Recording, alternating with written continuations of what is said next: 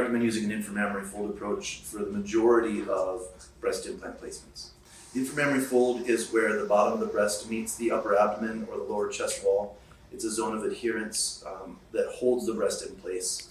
Going a little bit below that is where we make the access incision, because we know that putting an implant in tends to lower the inframammary fold a bit, and we want your scar to be in the least visible portion of the breast. Choice of scar is a big part of what we discuss when we're talking about breast augmentation, and there's basically 4 main options. First option is you can go in through the armpit. The next is you can go through the junction of the pigmented areola with the normal breast skin. You can go from underneath the breast, and then there's even an option to go through the belly button. Here we offer the first 3. We go through the armpit, we go through the nipple, we go through the inframammary fold.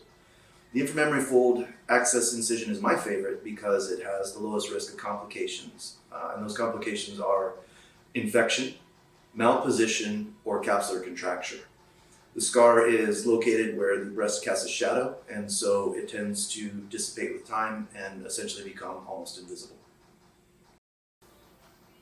Yet scarring from breast reduction can be fairly significant. It depends on the technique used. Typically, we use an anchor-shaped scar, so that would go around the pigmented areola, straight down to the inframammary fold, and then across the whole width of the inframammary fold. For the first year or 2 after reduction, the scars can be fairly visible, red, somewhat thick, but then with time, they also typically fade. And if you look hard enough, you'll still be able to see them, but in the majority of cases, they become much finer as they age. Well, implant falling is something that happens within 3 to 5 months typically after the implants are placed. Initially, the breasts are quite firm because we've had to stretch everything out with the implant. Then as the tissues accommodate, the breast softens up.